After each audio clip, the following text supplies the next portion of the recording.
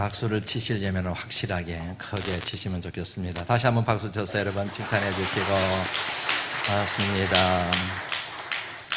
전도사님이 강고 시간에 말씀하신 것처럼 오늘부터 대림절이 시작됩니다. 대림절은 아기 예수님이 탄생하신 성탄절 전 4주간을 일러서 대림절 기간이라고 그렇게 말합니다.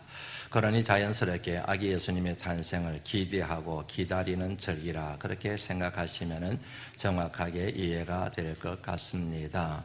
이 같은 아름다운 절기를 맞이하여 소망의 빛으로 오신 우리 주님의 거룩하신 은혜가 사랑하시는 성도 여러분들 가정과 그리고 하시는 일과 심령 가운데 임하시기를 이 땅의 소망의 빛으로 오신 주님의 이름으로 축원합니다. 대림절마다 주제가 있어요. 교회는 전통적으로 주제를 정해놓고 그 주제에 대하여 깊게 생각하는 시간을 가졌습니다. 오늘은 대림절 첫 번째 주일인데 그 주제가 뭘까요? 계속해서 여러분들 들으셨죠? 우리 찬양팀의 찬양으로부터 시작해서 그리고 임내 찬송 그리고 기도 중에 또 찬양대의 찬양까지 저기 보시면은 여러분 현수막을 통해서 오늘의 주제는 소망이구나 그렇게 여러분들이 이해를 하실 겁니다. 오늘은 이 같은 소망에 대해서 함께 여러분들과 생각을 나누어 보려고 합니다. 먼저 짚고 넘어가야 될 것이 있습니다. 그것은 우리가 흔히 사용하는 희망과 그리고 소망이 어떤 차이점이 있는가 이것을 한번 정리하고 넘어가는 게 좋을 것 같습니다. 우리는 희망도 소망이고 소망도 희망이고 그냥 구별 없이 그렇게 사용하고 있는데 하나님을 믿는 우리들 입장에서는 이것을 정확하게 성경적으로 정리하고 넘어가는 것이 굉장히 중요합니다. 일단 영어로도 표현이 다릅니다. 소망은 hope이라고 그렇게 표현을 합니다. 그런데 희망으로 호흡을 희망으로 소망으로도 번역하지만은 희망에 해당되는 영어 단어는 desire이라고 표현하는 게 사실은 맞습니다. 이 표현 속에는 희망만이란 뜻만 있는 것이 아니라 야망, 욕심, 욕망 이런 뜻도 포함하고 있는 단어입니다. 호모 에스파란서라고 하는 단어가 있어요. 이 단어의 뜻은 쉽게 말씀드리면 희망의 인간, 희망의 사람이란 뜻을 가지고 있는 라틴어입니다. 사회심리학자로 너무 유명한 에릭 프롬이라는 사람이 이 단어를 사용했습니다. 이 표현 속에 담겨있는 의미는 간단해요. 인간은 희망을 먹고 살아가는 존재이다. 인간과 희망은 뗄 수야 뗄 수가 없는 상관관계를 가지고 있다. 호모 에스파란서, 희망의 인간, 희망의 사람이라는 뜻입니다. 조금 더 이해를 돕기 위해서 그리스 신화 하나 얘기하는 거 양해해 주시기를 부탁을 드립니다. 제우스라는 신 많이 들어보았지요. 그 신이 어떤 사람을 만들어서요. 그 이름이 뭐냐면 판도라라고 그럽니다. 판도라라는 존재를 만들어서 그에게 선물을 줬습니다. 그 선물 상자를 준 것이지요. 그러면서 신신당부를 했습니다. 절대로 상자를 열어보지 마라. 상자를 열어보면 큰일 난다. 그렇게 주의를 두었습니다. 그런데 그런 얘기 들을수록 사람들이 호기심이 발동하는 거 아시지요. 너무너무 궁금한 거예요. 왜 제우스 신이 나한테 이 선물을 주면서 열지 말라 그랬을까? 결국에는 호기심을 이기지 못하고 상자 뚜껑을 홀딱 열어버렸습니다. 그랬더니 그 상자 속에 있던 온갖 질병들과 온갖 제약들과 근심, 걱정, 미움, 분노, 다툼, 시기, 질투 이런 제약들이 그 상자로 확 빠져나오는 거예요. 그리고 빠져나와서 너무너무 아름다운 세상을 나쁘게 악하게 만들어버리는 것입니다. 그것을 바라본 이 판도라가 너무 놀라서 상자를 확 닫아버린 거예요. 그런데 아직까지도 빠져나오지 않은 것이 하나 있다는 거예요. 그게 뭐냐? 희망이라는 겁니다. 다 빠져나갔는데 희망만 빠져나가지는 못한 거이죠. 여기서 나온 말이 유명한 말 아시죠? 판도라의 상자라는 말이 그래서 여러분들 나오게 된 것입니다. 그래서 여러분 사람은 이 세상을 살아가는 모든 사람들은 그 상자에서 빠져나온 온갖 제약들과 온갖 질병들과 시기와 미움, 질투 이런 것들이 우리 자신을 괴롭혀도 우리 자신을 힘들게 만들어도 절대로 희망을 잃지 않는 존재로 살아가게 되었다. 이 그리스 신화에 담겨 있는 메시지입니다. 다시 말씀드리면 희망이 우리 인간들에게 어떤 역경을 만나든지 어떤 문제를 만나든지 그 역경과 문제를 이겨낼 수 있는 의지를 심어주고 그리고 용기를 주는 힘의 원천으로서 희망을 얘기하고 있다는 얘기입니다. 그런 면에서 희망은 여러분 다시 말씀드리면 일종의 신앙이라고 얘기할 수가 있습니다. 왜 그러느냐 하면은 미래에 되어질 가능성에 대하여 우리에게 제안하기 때문에 일종의 신앙이요. 반드시 그렇게 될 것이라는 확신을 주는 신념 체계라고 얘기를 할 수가 있습니다. 그러니까 이 세상을 살아가는 사람 치고 희망 없이 살아가는 사람은 아무도 없다. 모든 사람들이 다 희망을 가지고 살아간다. 이 뜻을 함축하고 있는 단어가 호모 에스파란서, 희망의 인간, 희망의 사람이라고 하는 뜻입니다. 그런데 제가 의도적으로 계속 사용한 표현이 하나 있었을 거예요. 여러분은 그냥 스쳐 지나갔을 텐데 저는 의도를 가지고 표현을 했습니다. 그 표현이 뭐냐면 살아간다라고 하는 표현입니다. 살아간다. 이 단어는 여러분 우리말인데 이 단어는 크게 두 단어가 합성어인 것 아시겠죠? 살다라는 단어와 간다라는 단어가 합쳐진 거예요. 그래서 나온 말이 살아간다는 거거든요. 살기 위해서는 가야 되잖아요. 가지 않으면 살 수가 없어요. 그리고 가기 위해서는 또 살아 있어야 돼요. 죽은 사람이 어떻게 갈 수가 있겠습니까? 그리고 가지 않으면 어떻게 살 수가 있습니까? 살아간다. 이 말이 굉장히 중요한 단어입니다. 그냥 사는 게 아니고 살아간다. 예, 정리가 되시지요? 그런데 여러분 여기에서 중요한 단어가 간다라는 단어예요.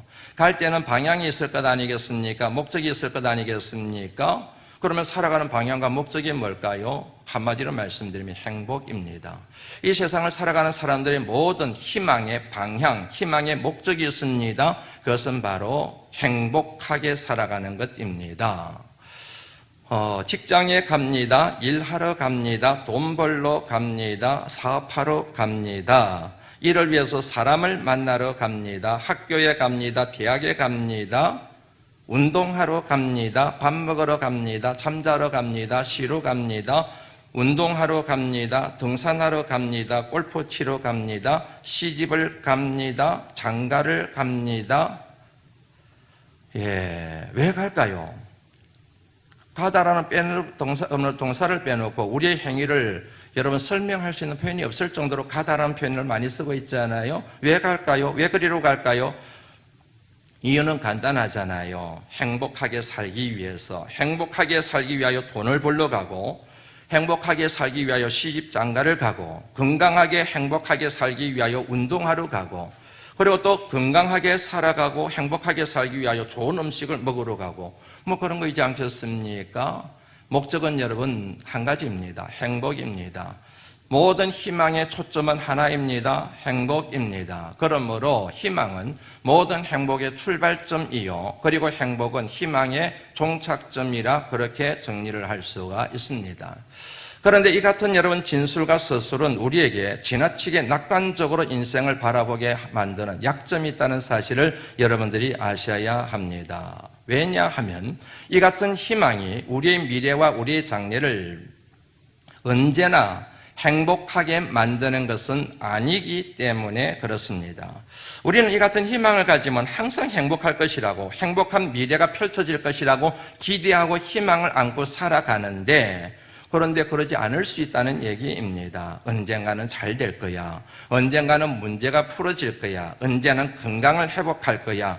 언젠가는 병원에서 내가 퇴원하게 될 거야. 언젠가는 큰 집에서 살게 될 거야. 언젠가는 우리 가정에 내 인생에 해뜰 날이 오게 될 거야. 언젠가는 좋은 차를 타게 될 거야. 언젠가는 좋은 직장에 들어가게 될 거야. 언젠가는 돈 걱정하지 않고 살아가게 될 거야. 언젠가는 우리도 행복하게 살아갈 거야. 이런 희망을 품고 언젠가는 미래의 어떤 시점을 여러분 상정하면서 그렇게 살아가는데, 아니 그렇게 되면 얼마나 좋겠어요. 희망이 이루어질 때가 있는가 하면 희망이 이루어지지 않을 때가 있지 않겠습니까? 희망한다고 해서 다 이루어지는 것은 아니니까. 희망한다고 해서 다 이루어지면 얼마나 좋겠습니까? 그런데 희망한다고 해서 다 이루어지는 것은 아니지 않습니까? 그런 면에서 인생을 살아갈 때 여러분 이루어지지 않을 희망을 안고 살아가는 것, 그것만큼 불행한 일도 없고 그것만큼 어리석은 행동도 없다. 그렇게 정리를 할 수가 있게 되겠지요. 여기서 유명한 말이 하나 나오게 됩니다. 그게 뭐냐면 희망 고문이라고 하는 표현입니다. 희망이 우리에게 고문이 된다는 얘기이지요. 이 표현은 이런 배경하에서 나오게 되었습니다. 빌리에 더 릴리앙이라고 하는 유명한 프랑스 소설가가 있어요. 19세기 소설가입니다. 이 소설가의 작품 가운데 이런 제목의 작품이 있습니다. 단편 소설이에요. 희망이라는 이름의 고문. 그 스토리를 잠깐 얘기하면, 소설책의 얘기를 하면 이런 겁니다. 유대인 고리의 대금업자가 있었습니다. 죄를 지었습니다. 감옥에 들어갔습니다. 그리고 탈출을 했습니다. 탈출한 이후부터 희망을 갖기 시작합니다. 새로운 삶을 위한, 미래를 향한 희망으로 가득 차 있습니다. 그 꿈을 꾸고 있는 순간 뒤에서 누군가가 팍 허리를 껴안습니다. 그 사람이 바로 종교재판소 소장이었다는 얘기입니다. 다시 말씀드리면 꿈을 꾸었는데, 희망을 가졌는데 그 희망이 물거품이 되고 말았다는 얘기입니다. 그러면서 그 잡힌 고리대금업자가 이런 말을 하는 데서 그 소설 제목이 나오게 되었어요. 이 운명의 저녁은 미리 이미 준비된 고문이었다. 희망이라는 이름의 고문이라는 표현이 되었다는 얘기입니다. 무슨 말인지 이해가 되시죠? 희망이 내게 희망이 되는 것이 아니라 그 희망 때문에 오히려 더 인생이 고달파진다는 거예요. 그 희망 때문에 오히려 더 힘들다는 거예요. 희망 때문에 오히려 더 좌절하게 되고 절망하게 되고 고난을 당하게 된다는 그런 의미가 바로 희망 고문이라는 얘기입니다. 쉬운 예를 한번 들어보지요. 미래의 어떤 시점에 잘 될 거야. 언젠가는 해뜰 날이 올 거야. 그러면서 오늘 열심히 수고합니다. 땀 흘립니다. 막 살아갑니다. 그런데 희망이 이루어지면 다행인데, 앞서 말씀드린 것처럼 희망이 다 이루어지는 건 아니잖아요. 희망이 허물어져 버리는 거예요. 희망이 사라져 버리는 거예요. 그러면 희망을 품지 않았을 때와는 비교할 수 없는 좌절과 절망을 겪지 않겠습니까? 그래서 사람들이 희망의 끝자락에서 희망이 이루어지지 않아서 나쁜 생각을 먹고 스스로 삶을 포기하는 일이 그래서 생기게 된다는 얘기이지요. 이것을 여러분 잘 더욱더 설명하기 위해서 여러분에게 또다시 한번 소개해 드립니다. 이거는 정말 중요한 얘기예요. 저는 여러분 절대로 여러분들이 잊어서는 안 될 내용 가운데 하나가 아닐까. 저도 마찬가지입니다. 내 인생을 마무리할 때까지 이 이야기는, 이 원리는 절대로 내가 잊지 말고 내 삶에 적용해야지라고 생각하고 있는 얘기입니다. 사르트르의 얘기입니다. 사르트르는 프랑스 실존주의 철학자이지 않습니까? 그 사람이 이 얘기한 것 정말 여러분들 귀에 못이 박히도록 말씀드렸죠. 인생은 B로 시작해서 D로 끝난다. 여기서 B라고 하는 것은 출생 시작을 뜻하는 벌써의 B에서 온 단어이고, D는 죽음, 사망, 마지막을 뜻하는 데스의 D에서 온 단어이지 않습니까? 다시 말씀드리면 인생은 B로 시작해서 D로 끝난다고 하는 것은 인생은 출생하는 순간부터 죽음을 향하여 달려가고 있는 존재이다. 그래서 여러분 자신을 속이지 말라고 여러 번 말씀드렸잖아요. 왜 일하러 가세요? 왜 돈 벌러 가세요? 왜 여러분 보약을 드세요? 왜 운동하세요? 그러면 살기 위해서요 그러잖아요. 살기 위해서 일을 하고, 살기 위해서 돈을 벌러 가고, 살기 위해서 운동을 하고, 살기 위해서 보약을 드시고 계시지 않습니까? 그런데 시간이 지나고 세월이 지나고 일한 년수가 많으면 많아질수록 점점 다가오는 것은 삶이 아니고 생명이 아니고 죽음이지 않습니까? 사망이지 않습니까? 그런데 우리는 자꾸만 이렇게 얘기하는 거예요. 살기 위해서 일하고, 살기 위해서 돈을 벌러 간다고. 그러니까 우리 자신이 여러분 속고 살아가는 거죠. 우리 자신을 기만하면서 사실은 살아가는 것이지요. 정리가 되셨을 겁니다. 희망을 보지요. 희망은 어떤 미래 시점을 얘기하고 있는 겁니다. 지금 희망이 아니에요. 미래의 어떤 시점이 이렇게 될 거다. 언젠가는 이렇게 될 거다 하는 어떤 미래 시점을 예상하고 그 시점을 향하여 막 달려가지 않습니까? 막 달려가는데 희망이 가까우면 가까울수록 희망을 위하여 애쓰고 노력하고 힘쓴 만큼 우리를 기다리고 있는 것은 뭐예요? 죽음이라는 거예요. 아니, 이 희망을 쫓아서, 파랑새를 쫓아서 막 달려왔는데 어느 순간 와보니까 죽음이 나를 기다리고 있는 거예요. 희망을 가지고 살아왔는데 젊음이 사라져버렸어요. 아름다운 것도 다 지나가 버렸어요. 건강도 다 떠나가 버리고 말았어요. 뭔가 좋은 음식을 먹고 싶어도 소화를 시킬 수 없는 거예요. 좀 좋은 곳으로 여행을 가고 싶어도 몸뚱아리가 움직이지를 않는 거예요. 희망을 향해서 살아왔는데, 희망을 위해서 희생했는데, 희망을 위해서, 그 희망을 완성하기 위해서 온갖 노력을 다 기울였는데, 인내하고 노력하고 남들이 하지 않는 것 다 하고 남들이 안 하는 것 다 하면서 내가 살아왔는데 막상 희망을 이루는 곳에 와보니까 몸이 병들어 있는 거예요. 거기에서 오는 좌절, 거기에서 오는 실망, 거기에서 오는 고통, 이것을 표현하고 있는 게 뭐라고요? 희망 고문이라는 그런 얘기라는 얘기지요. 그래서 앞서 말씀드린 것처럼 이 세상을 살아가는 사람들은 절대로 희망을 지나치게 낙관적으로 해석해서는 안 된다는 말을 여러분들에게 한 것입니다. 그리고 동시에 이 희망과 다른 것을 우리가 생각해야 되는데 그게 뭐라고요? 바로 소망, hope이라고 하는 단어입니다. 앞서 여러분들에게 그리스 신화를 제가 소개시켜드렸어요. 그리스 신화라는 단어를 주목하셔야 됩니다. 신화는 쉽게 말씀드리면 사람들이 만든 종교적인 얘기를 얘기하는 거예요. 사람들이 만든 거예요. 신화는 사실이 아니에요. 객관적인 사실이 아니에요. 역사적인 사실이 아닙니다. 사람들이 만든 거예요. 이야기를. 그 얘기를 통하여 인생을 살아가는 중요한 재료로 삼고 힘으로 삼고 지혜로 삼고자 하는 의도가 거기에 달려있는 거거든요. 신화. 고조선 신화, 그 신화를 통하여 우리는 이런 민족이다. 우리는 절대로 귀족을 필요가 없다. 뭐 그런 식이지 않습니까? 그리스 신화입니다. 사람이 만든 종교적인 이야기입니다. 다시 말씀드리면 그리스 신화, 사람들이 말하는 것은 희망이에요. 디자이어입니다. 욕심입니다. 야망입니다. 그런데 그리스 신화가 아니라 하나님의 말씀, 그리고 하나님은 희망을 말씀하시는 게 아니라 소망을 말씀하고 있다는 사실을 믿으시기를 주의 이름으로 축원합니다. 성경 말씀은 하나님은 우리에게 희망을 말씀하는 게 아니고 소망을 말씀하고 있는 거예요. 희망은 절대로 소망을 포함할 수가 없어요. 희망이 있다고 해서 소망이 있다고 얘기할 수 없다는 얘기입니다. 그러나 소망은 언제나 희망을 포함합니다. 왜냐하면 소망이 있을 때 희망을 가질 수가 있기 때문에 그렇습니다. 왜 그런가? 희망의 핵심 가치와 소망의 핵심 가치가 전혀 다르기 때문에 그렇습니다.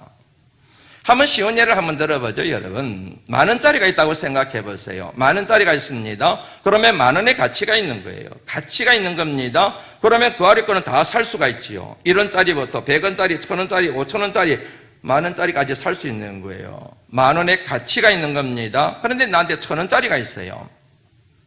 이 1,000원짜리를 가지고는 1,000원짜리에는 1,000원의 가치가 있겠지요. 그러면 1,000원 아래는 다 살 수가 있지만 5,000원짜리, 10,000원짜리는 살 수가 없는 겁니다. 가치가 미치지 못하기 때문에. 그러니까 10,000원의 가치가 1,000원의 가치보다 더 크다고 얘기할 수가 있지요. 1,000원의 가치는 10,000원의 가치는 1,000원의 가치를 포함하고 있지만은 1,000원의 가치는 10,000원의 가치를 포함하고 있지 않지 않습니까? 소망과 희망의 가치가 그렇게 다르다는 얘기예요. 소망은 희망을 포함할 수가 있어요. 그런데 희망은 소망을 포함할 수가 없어요. 왜냐하면 가치가 다르기 때문에, 가치의 질이 다르기 때문에, 가치의 척도가 완전히 다르기 때문에. 왜냐하면 희망의 핵심 가치는 세상 부귀영화거든요. 희망의 핵심 가치는 이 땅에서 장수하고 건강하게 살아가는 것이거든요. 그에 비해서 소망의 핵심 가치는 하나님 나라거든요. 아멘 하셔야 됩니다. 소망의 핵심 가치는 하나님 나라, 구원, 영생이거든요.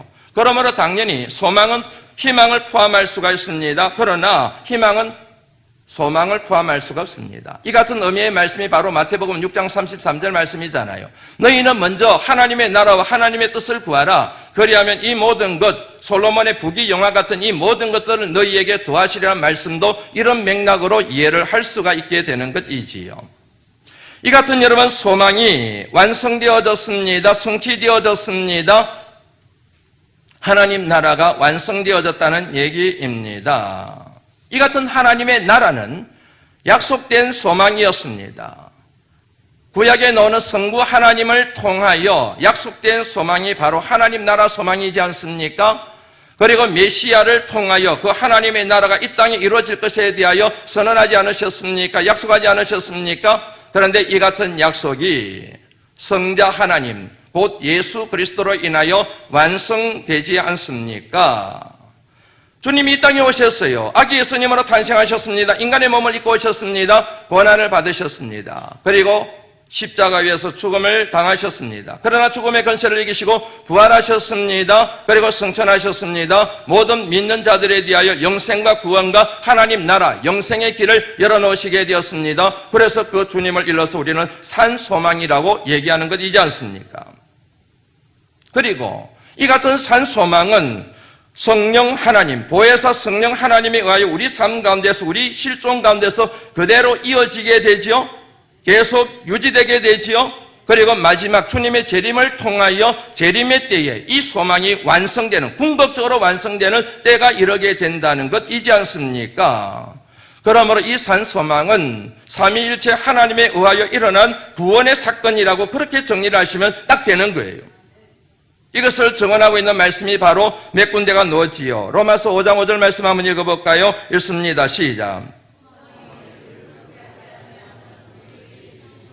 말미암아 하나님의 사랑이 우리 마음에 부어바 됨이니 성령이 함께 하세요. 그리고 우리 가운데 하나님의 거룩한 사랑이 임하게 됩니다. 그 하나님의 사랑이 우리들로 하여금 예수 그리스도의 사랑을 경험하게 만듭니다. 깨닫게 만듭니다. 그를 통하여 영원한 하나님 나라 소망을 두고 살아가게 만듭니다. 한번 다시 확인하고 넘어갈까요? 로마서 15장 13절 말씀입니다. 읽습니다. 시작.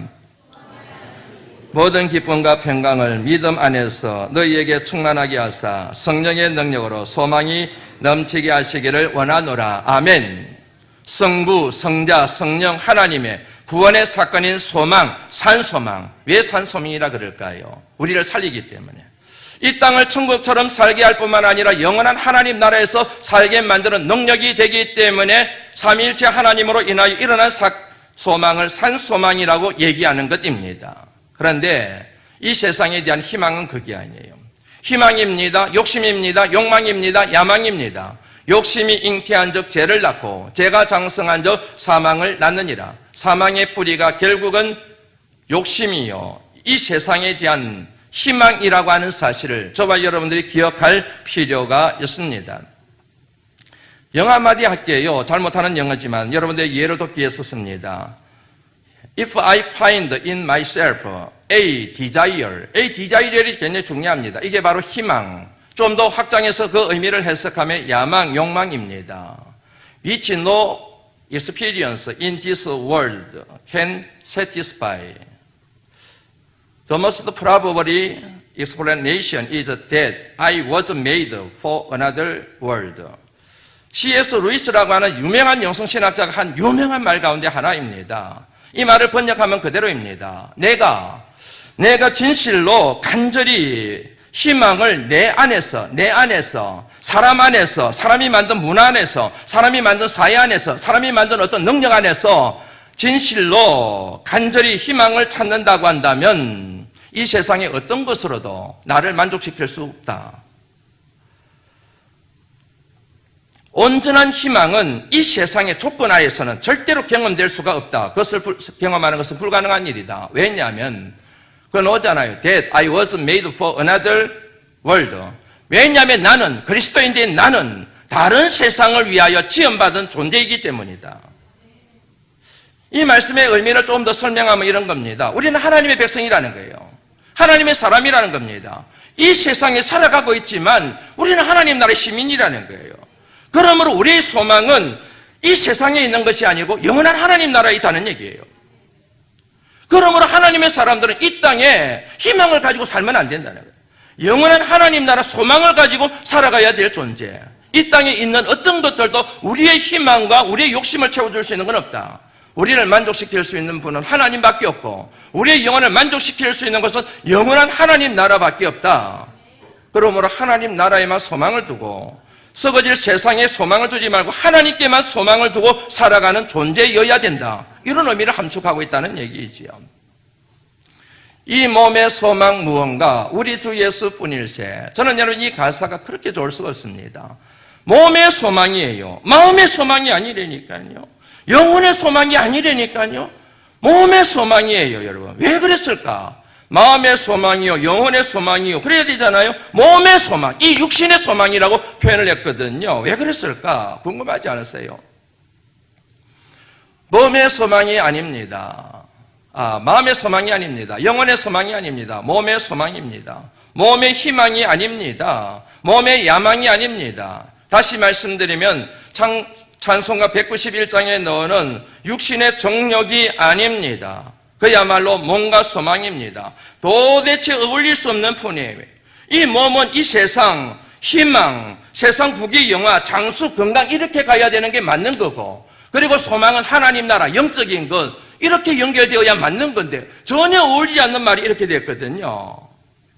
이 둘을 연결시킨 고리가 뭐예요? 예수 그리스도. 이 몸의 소망 무언가 우리 주 예수뿐일세.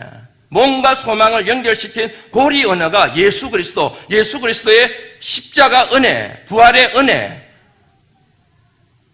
한번 다시 생각해 볼까요? 앞서 얘기했던 내용입니다. 희망을 가져요. 희망을 가지고 미래에 언젠가는 부자가 될 거야. 내 건강이 회복이 될 거야. 나도 떵떵거리면서 살 날이 오게 될 거야. 언젠가는 내 자식들도 이렇게 될 거야. 그렇게 희망을 가지고 열심히 달려가는 거예요. 달리고 또 달리고 달려갔는데 딱 마주뛴 게 뭐예요? 희망이 아니고 죽음인 거예요. 어느 순간 보니까 내 몸뚱아리가 아닌 거예요. 젊음도 지나가 버리고 건강도 지나가 버리고 아름다운 것도 지나가 버리고 내 몸을 봤을 때 너무너무 좌절이 되는 거예요. 절망이 되는 거예요. 어느 세월이 이렇게 됐지. 희망을 쫓아서 살아왔는데 그냥 깊은 좌절과 절망을 경험하게 되지요. 왜 그런지 아시죠? 이 땅에 희망을 두고 살았기 때문에 그런 거죠. 그런데 이 땅에 희망을 두지 않고 하나님 나라의 소망을 두고 살아가는 거예요. 달립니다. 달리고 갑니다. 이 땅에 희망을 둔 경우와 똑같은 일이 일어나요. 몸이 쇠하여져요. 병약해져요. 다른 사람의 도움을 받지 않고서는 움직일 수가 없어요. 어쩌면 요양병원에 입원할 수가 있어요. 그러다가 그냥 삶을 마무리할 가능성도 높아요. 그런데도 불구하고 좌절이 안 돼요. 절망하지 않게 돼요. 왜요? 이 땅의 희망이 아니고 하나님 나라의 소망을 뒀기 때문에. 왜 그런 줄 아세요? 몸의 부활을 믿기 때문에. 몸의 부활 소망, 천국 소망, 그리고 몸의 소망. 누구로 인하여? 죽음의 권세를 이기시고 부활하신 예수 그리스도로 말미암아. 이게 여러분, 저와 여러분에게 이 땅에 오신 주님이 가지고 계신 소망의 빛이라고 하는 가장 중요한 본질이라고 하는 사실을 믿으시기를 주의 이름으로 축원합니다. 그래서 여러분, 이 땅에 희망을 두고 살아가는 사람이 아니라 그리스도인들의 삶의 정체성은 하나님 나라의 소망을 두고 이 세상을 살아가는 거예요. 그런 사람들에게 나타나는 특징들이 많아요. 그 중에 몇 가지만 여러분들에게 소개를 해드립니다. 첫째로, 이 땅을 살 때 하나님의 소명과 하나님의 뜻에 언제나 순종하는 삶을 살아가게 된다는 얘기입니다. 썩어질 것들, 아침이슬처럼 소멸되고 말 것들, 메아리처럼 울리다가 그냥 사라질 그 같은 것들에 천착하지 않습니다. 집착하지 않습니다. 욕심부리지 않습니다. 있어도 좋고 없어도 좋습니다. 있으면 더 감사하고 없어도 감사합니다. 그렇게 살아가게 된다는 얘기이지요. 관심은 이 세상에 희망을 취하는 데 있는 것이 아니라 하나님 나라에 있기 때문에 하나님 나라 들어가서 하나님으로부터 칭찬받을 그것에 소망을 두고 어떻게 하면 하나님의 뜻을 이루는 삶을 살까? 어떻게 하면 하나님의 뜻에 내가 소명에 순종하는 삶을 살아갈까? 그게 그 사람의 가장 중요한 관심사가 되고 과업이 된다는 얘기입니다. 그 다음에 두 번째는 어떤 환경에 있든지 좌절하지 않아요. 범사에 감사할 줄 압니다. 그리고 항상 기뻐하는 삶을 살아갈 줄 압니다. 어떤 자매가 있었습니다. 그런데 이 자매는 예수를 믿지를 않았어요. 예수를 믿지 않는 이 자매가 자녀를 잃었습니다. 어린 자녀를 잃었어요. 너무너무 좌절했습니다. 절망했습니다. 고통스러워했습니다. 아파했습니다. 그런데 이 자매가 정말 감사하게도 예수님을 믿기 시작했어요. 예수님을 믿기 시작하면서 하늘나라 소망이 생긴 거예요. 천국을 보기 시작한 겁니다. 그러면서 그 마음속에 드리워져 있던 모든 아픔과 슬픔과 좌절이 다 정리가 되어버린 거예요. 하늘나라 소망이 가득 차게 된 것이지요. 그러나서 이 자매가 하나님 앞에 고백을 하면서 이런 얘기를 한 것이 어느 책에서 읽은 내용입니다. 아가야, 너는 먼저 하나님께서 천국으로 데리고 가셨구나. 엄마도 이 세상에서 예수님 잘 믿고 하나님 뜻대로 살다가 천국 갈게. 천국 가서 우리 만나자. 그리고 천국에서 만나서 영원하신 우리 하나님을 찬양하자. 하나님 나라의 소망을 둔 사람만이 고백할 수 있는 그런 고백이지 않겠습니까? 그리고 셋째, 하나님 나라의 소망을 둔 사람들은 이 세상의 희망을 관심을 두지 않고 하나님 나라의 소망을 둔 사람은 보는 것이 다릅니다. 세상을 보지 않아요.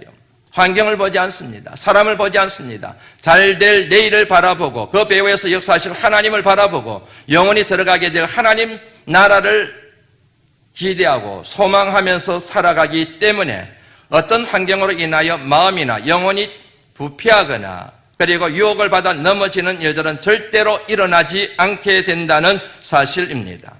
그리고 마지막은 하나님 나라의 소망을 둔 사람은 원수 맺는 일을 하지를 않아요. 그 사람이 내게 아무리 깊은 상처를 주었다 하더라도 그 사람이 나중에 어떤 경로로 통해서 예수를 믿고 천국에서 만날지 모르잖아요. 그래서 사랑할 줄 알아요. 저 사람 저래도 나중에 예수 믿고 그리고 천국 갈지 몰라. 저 사람에 대한 분노, 저 사람에 대한 미움 내가 다 용서해야지. 천국 만나서 내가 집사님 다 용서했어. 내가 다 용서했으니까 괜찮아. 그러면서 하나님 앞에 구려야 되는 것이지 라는 생각 때문에 원수 맺거나 그리고 용서하지 못하는 이 같은 일을 잘 하지를 않는다는 그런 얘기입니다. 이것 말고도 여러분 하나님 나라 소망을 둔 사람들의 삶의 특징이 얼마나 많겠습니까? 그런 소망을 가진 하나님의 사람들이 되실 수 있기를 주의 이름으로 축원합니다. 오늘 본문 말씀은 예수님께서 붙잡히신 내용입니다. 마가복음 강해이기 때문에 차례대로 오늘 본문 말씀 그대로 읽었습니다. 오늘 소망이라는 주제를 가지고 이 말씀을 들여다보면서 제 마음속에 떠오른 표현이 하나 있었습니다. 그것은 뭐냐면 희망의 몸부림이라고 하는 표현입니다. 오늘 본문 말씀에 많은 군상들이 나옵니다. 사람들이 등장합니다. 그 사람들의 공통적으로 묶을 수 있는 게 뭐냐면 희망에 몸부림치고 있는 사람들, 그런 식의 표현이 생각이 났다는 이야기입니다. 43절 말씀 한번 읽어볼까요? 읽습니다. 시작. 그런데 대제사장들과 서기관들과 장로들에게서 파송된 무리가 금과 몽치를 가지고 그와 함께 하였더라. 대제사장과 서기관과 그리고 장로들이 보낸 사람들이, 일련의 사람들이 예수님을 잡기 위하여 왔습니다. 왜 그들이 예수님을 잡기 위하여 이렇게 강력한 방법을 사용하고 있을까요? 이유는 간단한 거예요. 예수님이 그들의 행복을 뺏어갔다고 생각했기 때문에. 다시 말씀드리면 예수님이 그들의 희망을 짓밟았다고 생각하기 때문에. 조금만 생각해 보면 알 수 있어요. 예수님께서 공생애를 하는 동안, 공생애 기간 동안 얼마나 대제사장들을 그리고 서기관들을, 장로들을 공격했습니까? 그냥 살짝 만나서 공격한 것이 아니라 무리들이 있는 데서 대놓고 공격을 한 거예요. 상처를 입을 대로 상처를 입었습니다. 상처받은 것이 문제가 아니라 자기들이 꿈꾸고 있는 야망, 이 세상에서 그들이 희망하고 있는 것들, 그게 다 날아갈 판입니다. 미워서 죽을 지경입니다. 아시죠, 여러분? 미워서 죽을 것 같아요. 내가 죽을 것 같으니까 내가 살 수 있는 길은 하나밖에 없는 거예요. 미운 놈을 죽여버리는 거예요. 그래서 여러분, 이 사람들이 예수님을 붙잡기 위하여 이처럼 사람들을 무장시켜서 보낸 것입니다. 그런 제자들도 마찬가지예요. 50절 말씀 한번 읽어볼까요? 읽습니다. 시작. 다 예수를 버리고 도망하니라. 예수님의 제자들이 다 도망갔어요. 예수님을 버리고. 왜요? 마찬가지입니다. 그들의 희망이 꺾였기 때문입니다. 그들의 희망이 물거품이 되었기 때문입니다. 그들이 여러분 배와 그물과 아비를 버려두고 모든 것을 버려두고 3년 동안 주님을 따라다닌 이유가 뭡니까? 이유는 간단하잖아요. 예수님의 능력을 빌어서 자신들의 희망을 이루고 자신들의 욕망과 욕심을 이루는 것이 동기였지 않습니까? 그런데 그 같은 희망을 이루어줄 줄 알았던 희망의 근원이 되는 예수님이 붙잡혀버리니까 이게 다 그치 말입니다. 도루묵이 되고 만 거예요. 더 이상 예수님께 희망을 걸 필요가 없는 거예요. 그래서 다 도망을 가버렸다는 것입니다. 그런데 여러분, 희망을 지키려는 그들의 몸부림이 얼마나 치열한지 오늘 본문 말씀을 통하여 우리가 발견할 수 있게 됩니다. 43절 다시 한번 읽어볼까요? 읽습니다. 시작. 말씀하실 때 곧 12 중에 하나인 유다가 왔는데 대제사장들과 서기관들과 장로들에게서 파송된 무리가 금과 몽치를 가지고 그와 함께 하였더라. 마가복음에는 이렇게 기록이 되어 있는데 다른 복음서에는 군대가 동원됐다 그래요. 600명입니다.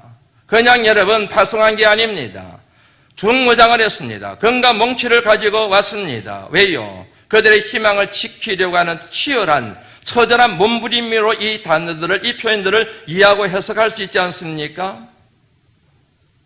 그거는 여러분 제자들도 마찬가지입니다. 대표 선수가 누구지요? 47절 말씀 한번 읽어볼까요? 읽습니다. 시작.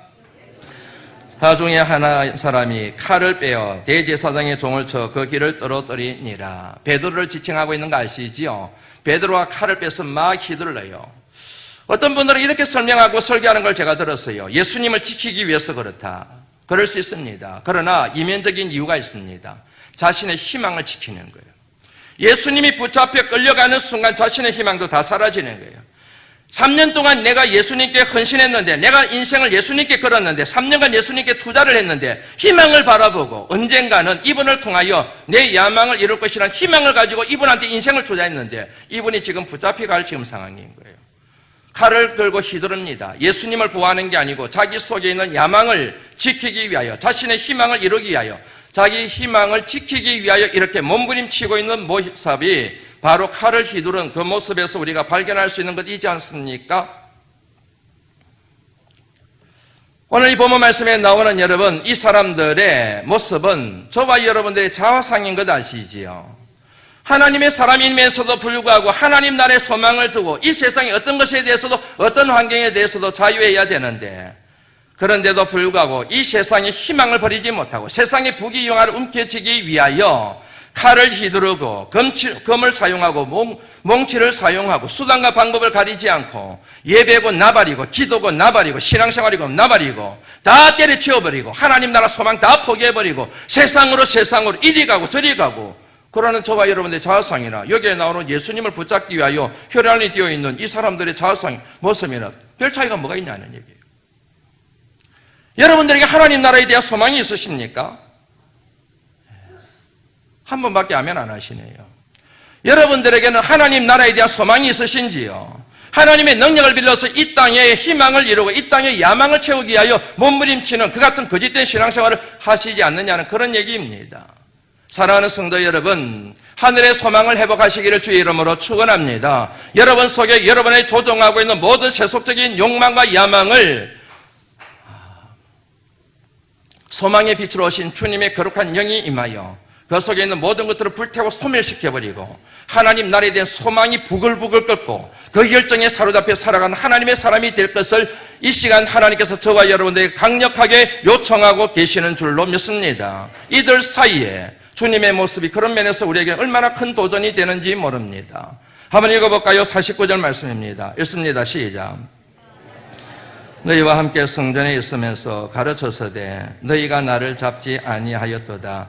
그러나 이는 성경을 이루려 함이니라. 아멘. 주님은 여러분 쉽게 말씀드리면 순순히 오라를 받았습니다. 왜요? 성경을 이루기 위해서. 여기서 말하는 성경이 뭘까요? 구약 성경, 타낙이라고 하는 구약 성경입니다. 구약 성경의 핵심 가치가 뭐라 그랬습니까? 소망. 메시아를 통하여 인간이 죄로 말미암아 잃어버렸던 새 에덴을 회복하는 것, 그것이 바로 여러분 성부 하나님께서 구약의 말씀을 통하여 주신 약속의 말씀이지 않습니까? 이 약속을 이루기 위하여, 이 소망을 이루기 위하여, 이 소망을 완성하기 위하여, 너희들에게 소망을 주기 위하여 나는 잡혀간다. 주님의 순종이 이 말씀에 그렇게 정리가 되어 있지 않습니까? 이로 인하여 저와 여러분이 살아난 줄로 믿습니다. 영원한 산 소망을 갖고 살아가는 하나님의 사람들이 된 줄로 믿습니다. 그렇다고 한다면 저와 여러분들도 그 소망을 붙들고 사셔야 되지 않겠습니까? 왜 걱정하십니까? 왜 염려하십니까? 왜 두려워하십니까? 왜 불안하십니까? 왜 잠을 설치십니까? 왜 밥을 먹어도 제대로 먹은 것 같은 느낌이 안 드십니까? 세속적인 희망에 사로잡혀 있기 때문에 그런 거잖아요. 하나님 나라의 소망을 두시고 하나님께만 소망을 두고 살아갈 때 그 모든 것들이 다 소멸될 줄로 믿습니다. 기쁨이 충만하게 되고 감사가 넘치게 될 줄로 믿습니다. 그 같은 소망의 빗줄기가 사랑하는 성도 여러분의 심령에, 제 심령에 임하시기를 이 땅에 소망의 빛으로 오신 주님의 이름으로 축원합니다.